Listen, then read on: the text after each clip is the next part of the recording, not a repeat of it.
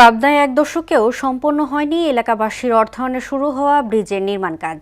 ব্রিজের অভাবে সতীখালী নদীর ওপরে অবস্থিত কবরস্থানে মরদেহ দাফন, কৃষিপণ্য পরিবহন সহ বিভিন্ন সমস্যায় ভুগছেন হাজারো মানুষ।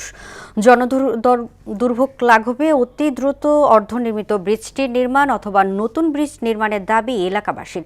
ব্রিজটি নির্মাণের প্রয়োজনীয় ব্যবস্থা গ্রহণে আশ্বাস দিয়েছেন উপজেলা প্রকৌশলী। ইকবাল হোসেনের পাঠানো তথ্যচিত্রে মিশেল বিনতে আনোয়ারের ডেস্ক রিপোর্ট।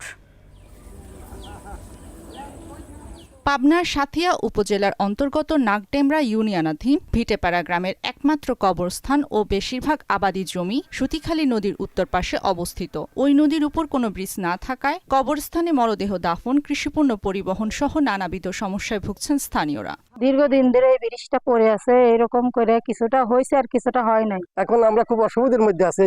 দক্ষিণ পাড়ের লোক, আমাদের এখানে একটা ব্রিজের বিশেষ প্রয়োজন, কারণ যে এখানে অধিকাংশ মানুষের জমি জমাই পাশে। সমস্যা থেকে পরিত্রাণের লক্ষ্যে নাগডেমরা ইউনিয়ন পরিষদের সাবেক সদস্য সারোয়ার হোসেনের উদ্যোগে এলাকাবাসীর নিকট থেকে চাঁদা তুলে ব্রিজটির নির্মাণ কাজ শুরু করে স্থানীয়রা। তবে সারোয়ার মেম্বারের খামখেয়ালিপনা, একক ও অপরিকল্পিত সিদ্ধান্ত ও অর্থ তছরূপের কারণে অর্থের যোগান দেয়া বন্ধ করে দেয় এলাকাবাসী। এতে থমকে যায় ব্রিজটির নির্মাণ কাজ। নৌকলিয়া ধানগুলো পার করা লাগে, ঘাট পার করা লাগে, যাতায়াত করা লাগে। এই প্রচুর থাকার কারণে মানুষের দুর্যোগ ভাগে ভাগ হয়ে গেছে। বছর দশেক আগে আমরা কয়টা পোল গাড়ছিলাম ব্রিজ করার জন্য, জনগণের লিয়ে সরঞ্জাম ই করা লাগছে, তাই ব্রিজ আমরা কোনো করতে পারিনি। দর্শক রাগি যায় আর টাকা পয়সা দেয় না। অসম্পূর্ণ ব্রিজের কাজ সম্পন্ন করা অথবা নতুন ব্রিজের নির্মাণের জন্য সরকারের দৃষ্টি কামনা করেন ইউনিয়ন পরিষদের চেয়ারম্যান। আমি চাই ইউনিয়ন চেয়ারম্যান হিসেবে আমার ওই রাস্তার কবরস্থানের ব্রিজটা হোক, এটা আমার স্থানীয় এমপির কাছেও আমার চাওয়া, এবং সরকার দলীয় প্রধানমন্ত্রী সহ যারা আমাদের দপ্তরের প্রধান আছে, ইউনো আছে, এদের কাছে চাওয়া।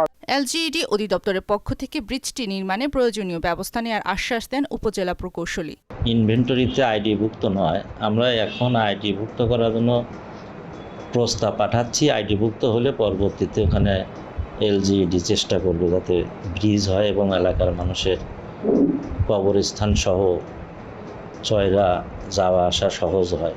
ব্রিজটি নির্মাণে সরকারি সহায়তার পাশাপাশি বিত্তবান ব্যক্তিরাও সহযোগিতার হাত বাড়িয়ে দেবে বলে প্রত্যাশা সংশ্লিষ্টদের। মিশেল বিনতে আনোয়ার, মোহনা সংবাদ।